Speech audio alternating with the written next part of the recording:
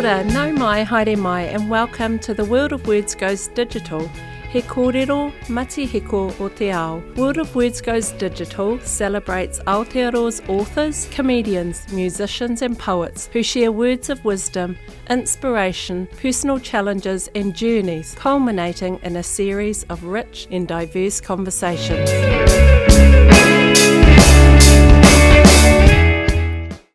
Kana rita mihi mahana ki a koe, Selina Tusitala Marsh. Ngā mihi, welcome. Malole soifua, maua male langi e mama. Greetings and blessings to you. O loo ingoa Selina Tusitala Marsh. Tusitala is my grandfather's name. He came from the island of Tuvalu. It means storyteller.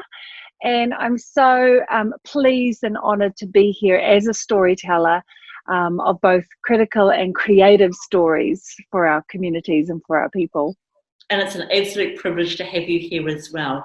Could you start off by telling us a little bit about ko waipoi, who you are, how you connect to all of us in the amazing way that you do? Yeah, well, you know, that's the reason I wrote Mophead, actually, my graphic mini memoir. It tells people where I've come from in order to figure out how I stand here and where I'm going. And it talks about my mixed blood heritage, something that used to be, that I used to feel ashamed of and embarrassed of, because the societal pressure was that, well, you're a little bit of this, a little bit of that, a little bit of this, you're not 100% anything, are you? And it kind of buys into that false blood quantum pure race thing. And I understand why some people have pendulum swung that way. It's to assert a strong identity that has been under challenge since colonization. But also there's a whole generation of us Afakasi or half-caste writers and critical thinkers who are busy being rooted and claiming all the strands of our rope. So my strands are Samoan, Tuvaluan, English, Scottish and French. I call myself a chameleon in poetry. I've got a poem called Afakasi Chameleon in the school journal, and really it talks about one's ability to have the least represented part of yourself, your cultural self, surface in a context where you're kind of called to step up and represent. So whenever I'm in a group of Pākehā people, I feel very Samoan, very Tuvaluan. When I'm in a group of Samoans, I feel very Pākehā, very Scottish, French, And instead of seeing that as a weakness, Mophead's all about claiming all your differences and making those differences make a difference. And I've read Mophead multitude of times, and I've told you before, it's one of my daughter's favourite books. Are you able to give us a little bit of insight into what happens in Mophead?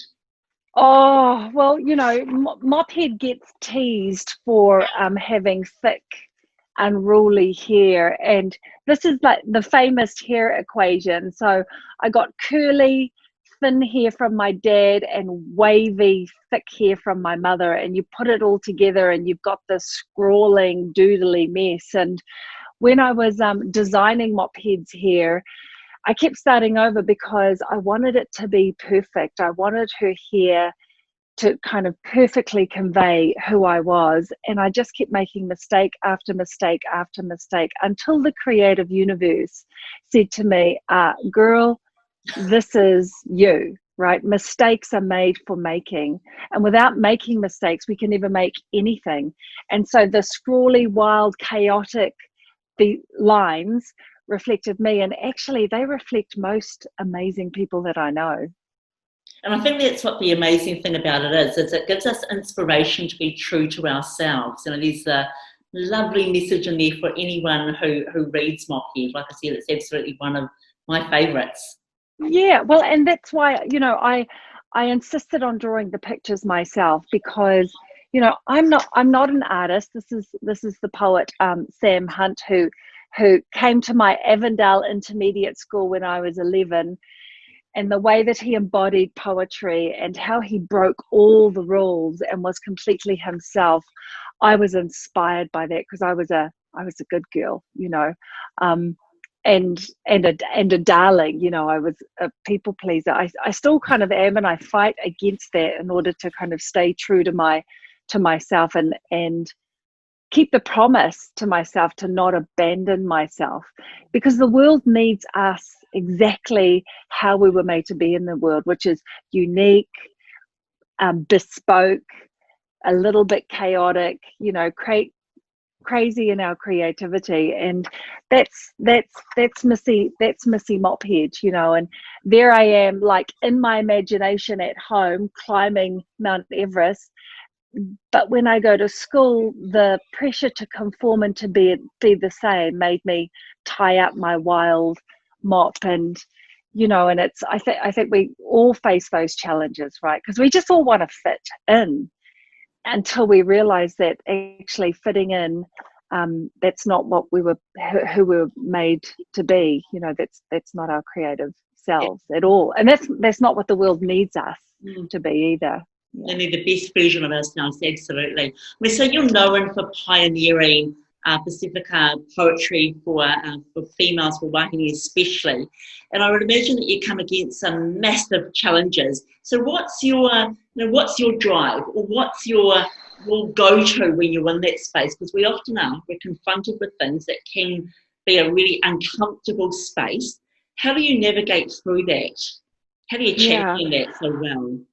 You know, it's about weaving in the wisdom and the inspiration into your life daily. And Alice Walker, who I dedicate one of my collections of poetry, the first one actually, Fast Talking PI, is dedicated to Alice Walker and her line, "Be nobody's darling." That's an exhortation that I've clung on to since the early 2000s. And the first verse of her poem goes, "Be nobody's darling, be an outcast.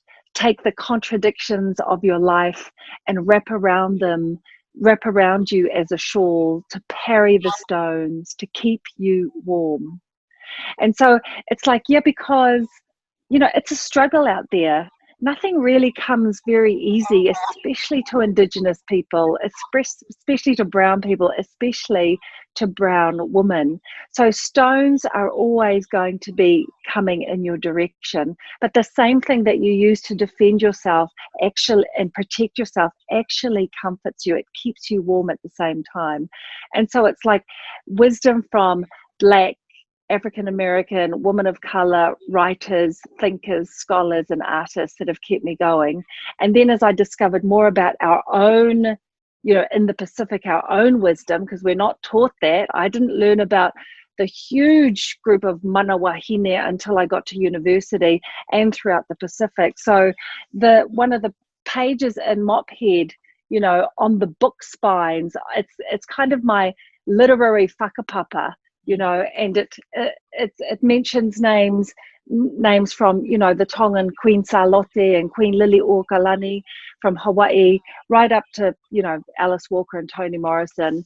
And my creative work recuperates the voices. My PhD looked at the first 5 Pacific women poets from 5 respective islands, and that creative work is just kind of snowball that I'm now like writing about the first 16 Pacific women poets from 16 different Pacific Island nations.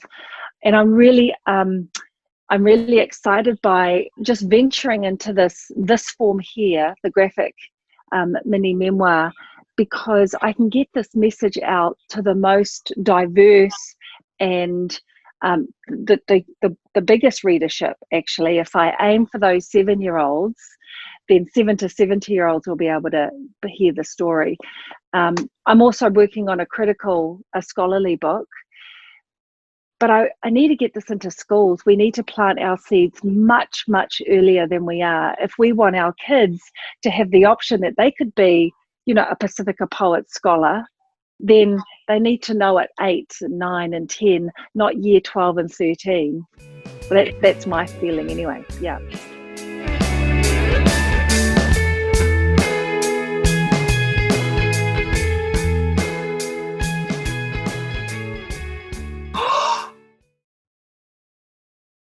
Wow. That's nuts. Oh, Moppy madness, Moppy mayhem, Moppy magnificence. I'm incredibly humbled. That Mophead story has just found its way into the reader's heart, and you know it broke all the rules as far as I'm concerned. I insisted on doing the drawings myself. You know, my gorgeous publisher, Sam, said, you know, the drawings are beautiful and quirky, but we're a press. We can contract out a professional children's illustrator to do this. And I was like, that's not my story. Everything about Mophead is about me. And the message is that if I can do it, you can do it. And thank you for believing in this quirky, out-of-the-box kid who came from nowhere and has just kept standing in her difference. And I'm incredibly humbled, and I see the impact that she has on kids and adults alike. And I just want to thank everyone who I mentioned in my earlier speech for supporting her birthing. And watch out, world, she's coming back. Thank you so much. Whawhatai tele lava.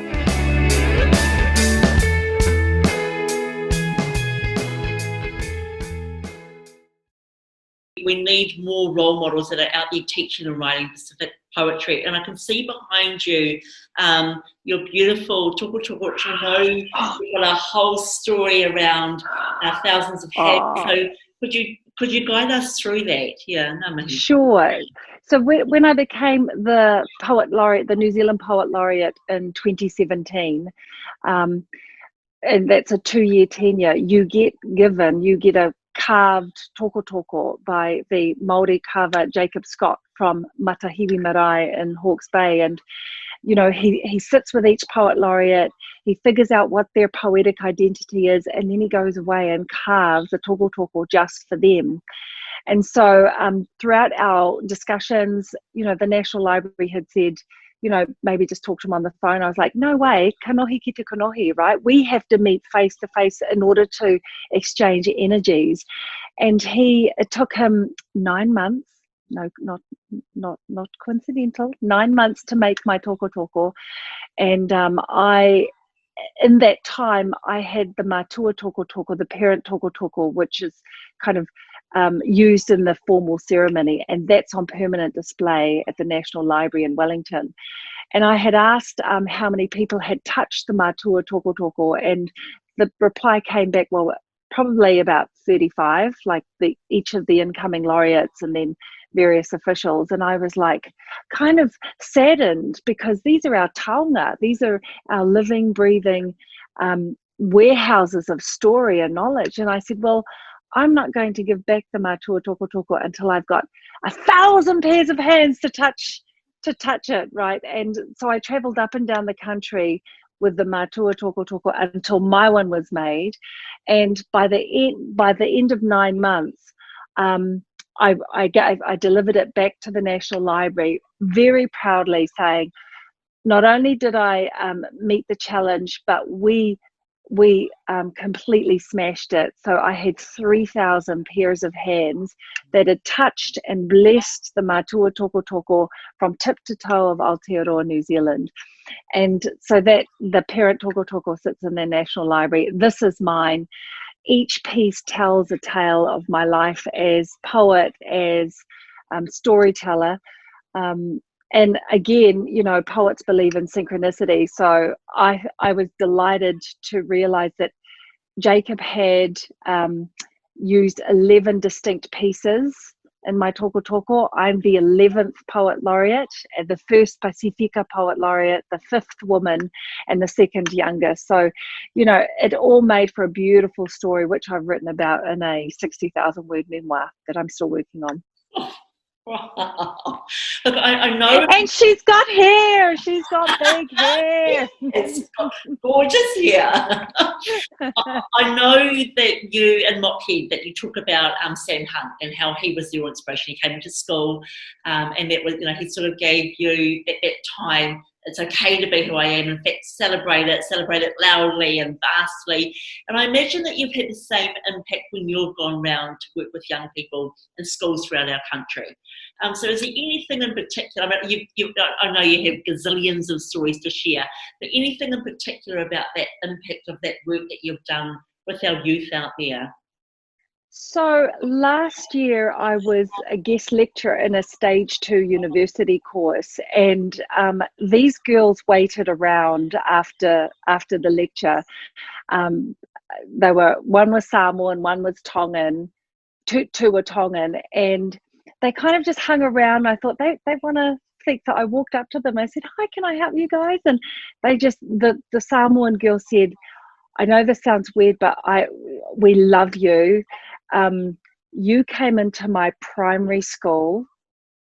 Then I saw you in my college when I was at college, and now I've just had you for my stage 2 lecture. So you've been one of the consistent strands of Pacific women's creativity and critical leadership, and I just want to thank you." And I was so floored that, from primary school, all these years, the 10 years, so I found out about her life, and she was just that little bit of the door being edged open, the door of possibility being edged open.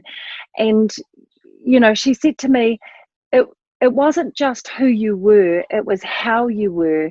She said, "You rocked up in jeans and a t-shirt, and you're this professor at university." And I suddenly thought, you look like me, you sound like me, and yet you're part of that world. So, that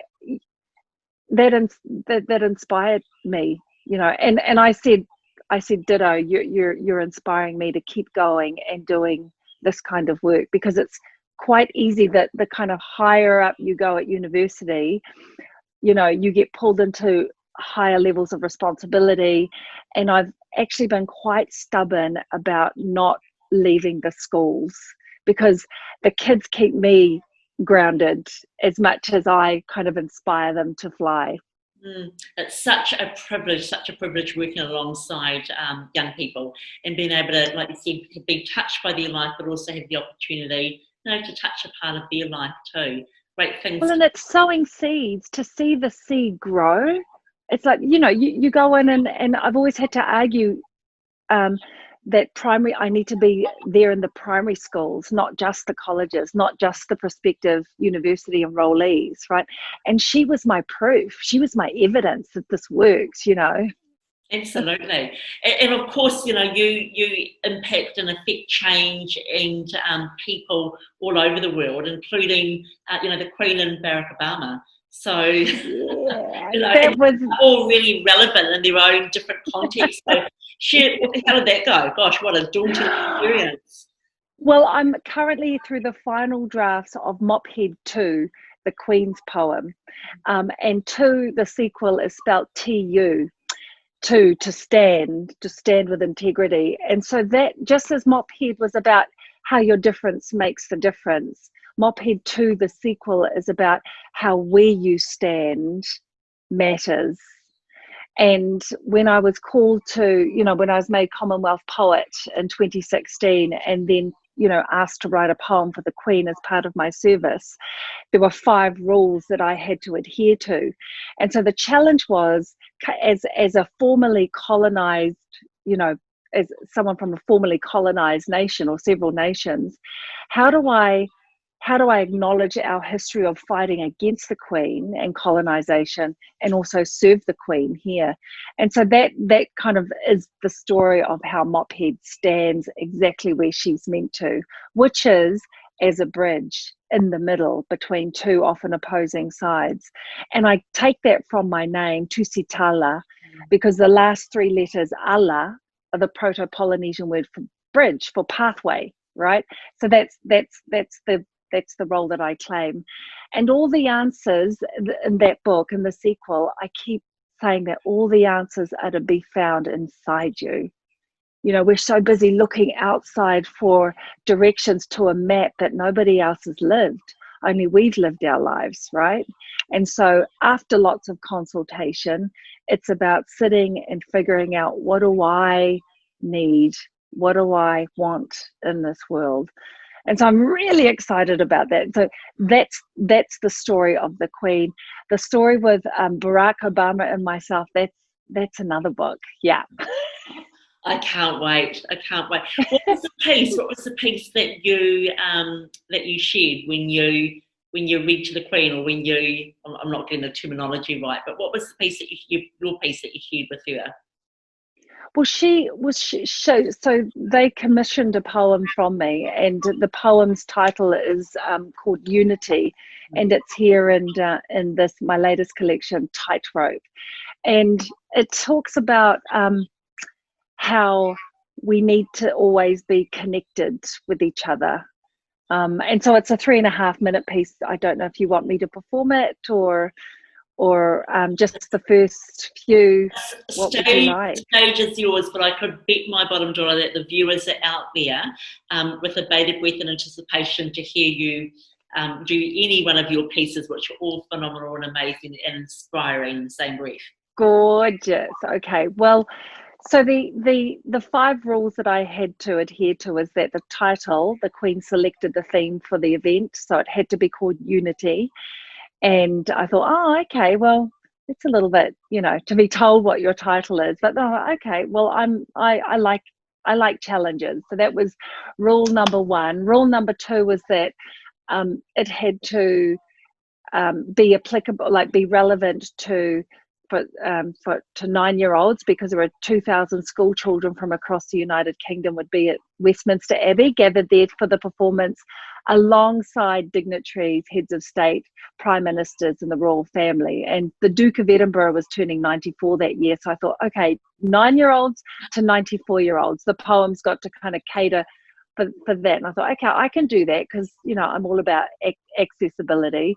The third rule was that it had to somehow include the 53 Commonwealth member nations, who would all be there, represented by dignitaries or heads of state, or a flag bearer. And like throughout the hall at Westminster Abbey, all the 53 flags were flying. It was amazing environment to perform in. So that was the third rule. And I thought, okay, I could maybe do an acrostic poem and begin every line with the beginning letter of every single member nation that was present there. And then the fourth rule came in, which was that it had to be less than 3.5 minutes long, because BBC were filming it live. And I thought, well, an acrostic poem's going to take 12 minutes. It's like, but then I thought, it is worth jumping through all these hoops, because I get to talk about our stories from Oceania, using Westminster Abbey as this global platform. And one of the pressing stories directly affects my relatives who still live on Tuvalu, and that's global climate change and rising sea levels. So I thought, I'll jump through these hoops so I can get that story on stage. And then the fifth rule came in, and that was that the poem was not allowed to be political in any way. And I thought, wow, this is harder than I thought. And then, is it worth it? And I had to trust and have faith in the power of poetry and in the power of metaphor and imagery to carry multiple stories, so that a 9-year-old can get it and a 94-year-old can get it, so that an Indigenous person can get it and someone from a former colonizing nation can get it in terms of politics. And so trusting in the process, I came up with Unity, and the story of how I did that is in Mophead too. So let me share Unity with you. Oh, by the way, the poem had to go off to the palace censors, who then had full rights to cut and edit the piece, and it came back with only one word changed. So I've put that word in, and I'll emphasize it so you know what it is. Okay. So I'm standing on top of the sacrarium steps in front of the holy altar, and Her Majesty's immediate, like 2 meters to my left, and on my right, and with the royal family, and on my right are all the dignitaries and heads of state, and Kofi Annan and his wife, and David Cameron, the then British PM. Like, so the hoity-toity, and then the masses were down the far end. So I was in the transept. I know, it was pretty heady. It was amazing. Like you said at the beginning of selling this, you were up for a challenge, so I couldn't think of anything more significant. I know. All right, here we go. Unity. Let's talk about unity here in London's Westminster Abbey. Did you know there's a London in Kiribati, Ocean Island, South Pacific Sea? We're connected by currents of humanity, alliances, allegiances, colonial history. For the salt in the sea, like the salt in our blood, like the dust in our bones, our final return to mud means though 53 flags fly for our countries, they're stitched from the fabric of our unity. It's called the Va in Samoan philosophy. What you do affects me. What we do affects the land, sea, wildlife. Take the honeybee, nature's model of unity, pollinating from flower to seed. Bees thrive in hives, keeping their queen. And at this point, I look down at Her Majesty and she looks up at me. Unity keeps them alive, keeps them buzzing. They're key to our fruit and veggie supplies, but parasitic attacks and pesticides threaten the bee, then you, then me. It's all connected. That's unity. There's a you and an I in unity. Costs the earth, and yet it's free. My granddad's from Tuvalu, and to be specific, it's plop bang in the middle of the South Pacific, the smallest of our 53 Commonwealth nations, the largest in terms of reading vast constellations. My ancestors were guided by sky and sea trails, and way before Columbus even hoisted his sails. What we do now matters to those who go before. We face the future with our backs, sailing shore to shore. For we're earning and saving for a common wealth, a common strong body, a common good health. Means saving the ocean, means saving the bee. Means London and the UK, seeing London and the South Seas, and sharing our thoughts over a cup of tea. There's a you and an I in unity, costs the earth, and yet it's free. It's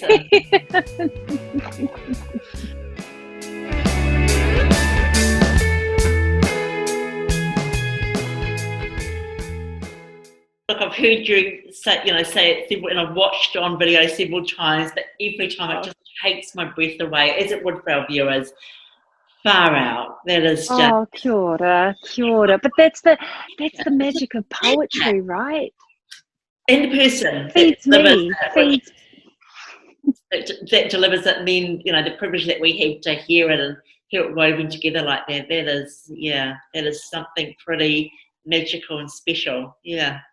Okay, kia ora, kia ora. Remind myself of where I am and carry on with the interview before I get caught up in the moment. That is pretty stunning. So, well, how did the Queen? It does lead to the it does lead to the question of of how magic words are. And I remember my first kind of spell or incantation was made when I was 8 under the hedge, right at home, and it was like, it wasn't just. It was speaking the words out loud, and it was the rhythm and carrying it through, and speaking it so that it would be so. And I just that's available for all of us. Absolutely. Yep, and I'm going to take that as a bit of a personal challenge, and I'm going to find my own little under the hedge and try and weave something. But clearly, I mean, you're a magical person. You run marathons, you do kickboxing. Used to, yes. You do kickboxing. You're an academic that lectures at Auckland University. You're weaving this magic for young people right through to right across the globe. And I do want to ask. Where do you find your personal inspirational passion to keep going? Because you are having to, I think you said in Contagions, you are having to weave this together and give so much of yourself into this work. What keeps you going? What's your that's a question that I've been asking myself in my written memoir, which is I began it 2 years ago, and the lead question for women, especially in my age group, I'm 49, I'm at this particular kind of height in my career and family, looking after parents, looking after kids, in a marriage, long-term marriage. It's like, how do you juggle all that plus all the quote unquote success? And the key word was burnout, right? And so in the memoir, I was like, well, how do I hold the fire without burning out? How do I hold the fire without burning out? And when Jacob Scott carved into my toko and named it Kāpura Tusitala, and I said to him, what does Kāpura mean? And he said, it's the long, slow burning flame. And he said, that's what you are now. You're not a spark. You're the source for others' inspiration. And that kind of made me think even more deeper, like, how do I keep being the source without burning myself out? And so each of these pieces kind of offers a life lesson, in terms of how I can do that.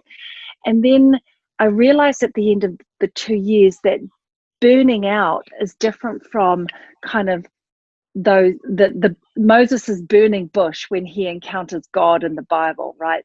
That's a flame that never burns out. It's that kind of fire that the phoenix rises from the ashes. And so it's not like there's a finite, like you can only burn for a little while and then you're done. There's a way to keep the home fires burning within you. And I'm still discovering ways of doing that. But all the things that you mentioned, primarily for me, it's to keep moving, so the running, and not just running on the road, but running, ultras and in the mountains and deep in the rivers, and moving with kickboxing and discovering new ways of moving and being in this world and doing things that just replenish me, and that's me in a tribe. Like I'm part of the Waiheke Trail tribe, a group of runners that run the tracks on Waiheke Island, which has been my home on and off for 20 years. And that's where I get my source and my sustenance, as well as weaving in those empowering strands from formative thinkers and beautiful creatives all around the place. And I guess it's keeping, the only way fire can keep burning is through oxygen, through the ha, right? So it's to go back to the essential way of being and breathing. And oftentimes I'll just have to crawl into my closet and just remember that it all comes down to the breath, and just go. And even if it's just 10 breaths, in the middle of the day, a couple of times in the day, that seems to kind of keep the fire going. Yeah. And of course, eating really good food. That's got to help. And I love the idea. And of course, a flame loses nothing to light another flame. To light another candle. So that's so important. What a beautiful analogy.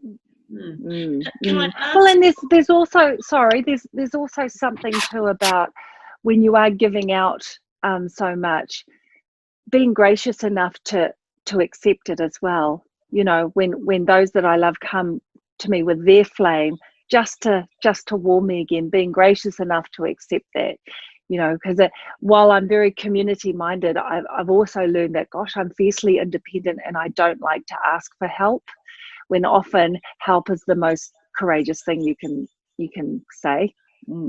Well said. I was brought up sort of in this educational world where, you know, you were either a creative or an academic. You know, it was almost unheard of that you could possibly be both, actually, and be both incredibly well. Can I just ask you about your academic space? What are you currently covering or working on there? Absolutely. So I had a chapter. It was kind of an overview of the development of Pacific literature in Oceania, and that was published by Cambridge University Press in this bumper volume called New Zealand Literature, and that was a wonderful way to kind of just map out the terrain for the last 15 years or so. And we're producing so much, but critically we're not keeping up with it because there's not enough of us in the literary centres, you know, at university doing this work. I mean, I'm looking far and wide for someone to replace me, as Witi Ihamada and Albert Wendt were looking for a long time for someone to replace them, right? So it's all about kind of identifying who could possibly be coming up, and it's hard to pass on the torch when it's difficult to guarantee students a job in academia. You know, someone virtually has to die in order for you to replace or retire. So then the onus is on, how do I get my work out there more? And the medium of being in a university critical A-grade anthology is great, but not so much for my people, not so much for my community. So I like to double, triple dip using the critical the research that I've done and then converting it into, you know, graphic ebooks so that I can, you know, I alluded to the bigger critical book on the 16 Pacific women poets. And so those chapters are roughly 4,000 to 5,000 words each. I want to take each chapter and turn it into a 20 stanza poem that I put pictures to and then freely distribute as an ebook, you know. And so my first prototype is on the Ni Vanuatu poet Grace Meromolisa. So I tell her life through a poem and through these illustrations, and I'm continuing to refine it, but I want this stuff out there for free in schools. That's how I can both meet the need to get that story into primary schools, and it also helps refine my thinking for the critical chapters, you know, because each chapter could easily be 30,000 words, but I've got to keep it light, you know, under 5,000 words, so it just carries the story. Because the pressure there as an academic is that the theory, the critical frameworks will overpower these women's voices. And that's what I felt my first attempt at changing my PhD into a book manuscript. You know, I gave it to an academic press and they were like, we need more theory. We need more post-colonial theory. And it just felt so wrong to me. It's like, how do I stand with integrity and write something that not even the women poets themselves will be able to understand? Who's my audience? Who do I want to talk to? I don't want to talk to other academics, you know, in Germany and Sweden. And why? How does that help us? You know, so it's about being very clear about your vision and your mandate and your responsibility. And that's helped me refine and choose what projects to put my energy and effort in. And that's actually another key to how to not burn out, is that you selectively fire up and be passionate about your core projects. I love it. And it's such an amazing fusion of, like I said, these things that have been stereotypically one silo or the other, but actually they organically combine together, and you've found the perfect space there to bring that to light and continue to inspire others. Well, that's why like 5 years ago, I figured out, like, oh, that's what I am. I'm not just an academic. I'm not just a poet. I'm a Pasifika poet-scholar. Poet-scholar. And that hyphen there is the Allah, right? That's the pathway. So I know my poetry through my critical thinking. I know my critical thinking through my poetry. And because Pacific epistemologies, indigenous ways of knowing, doing, and being are so interrelated, you know, often the person who does is the expert.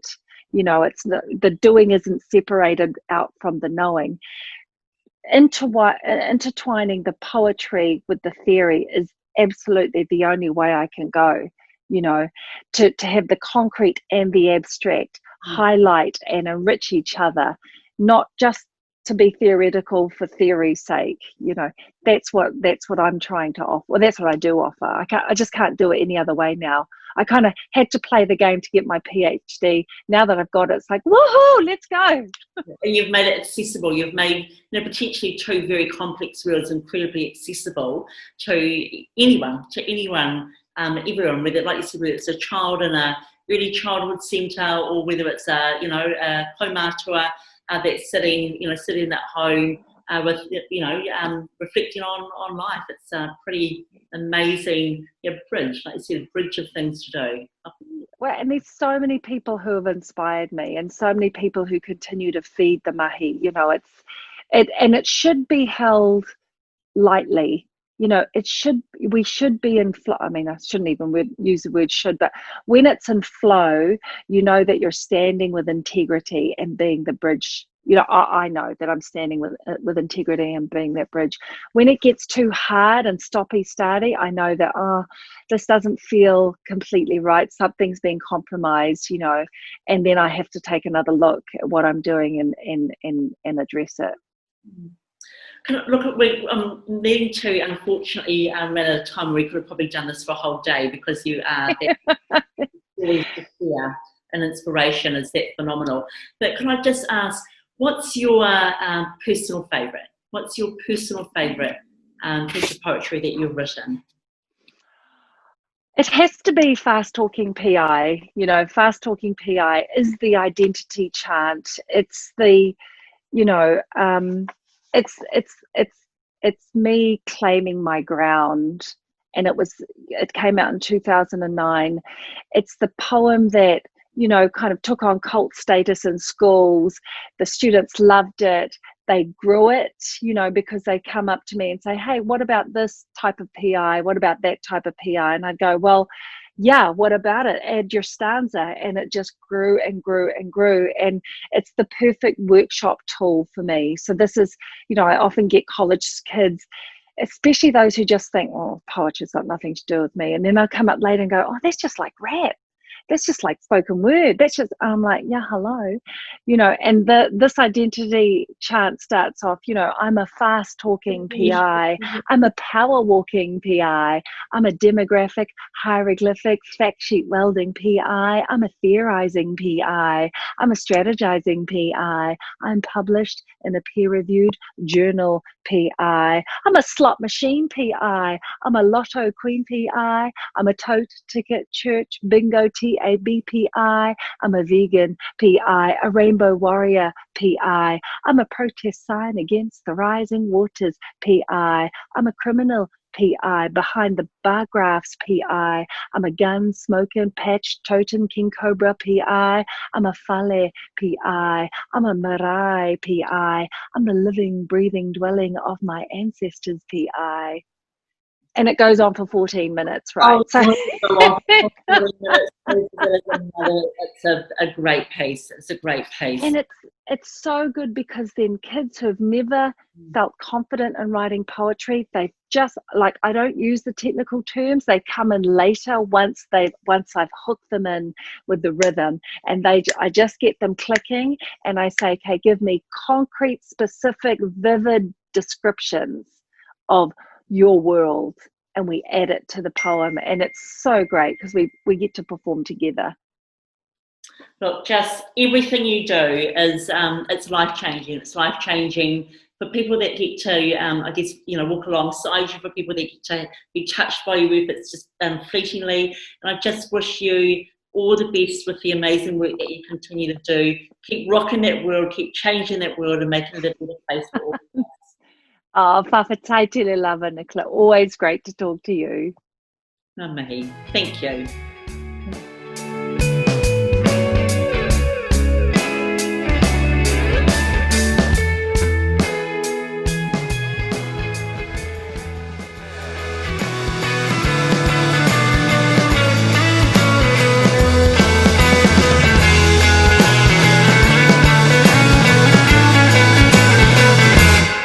These conversations are proudly presented by WOMAD New Zealand with the support of Creative New Zealand.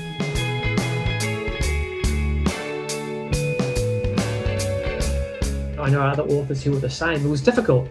It's difficult to feel creative when, the world outside the window was burning.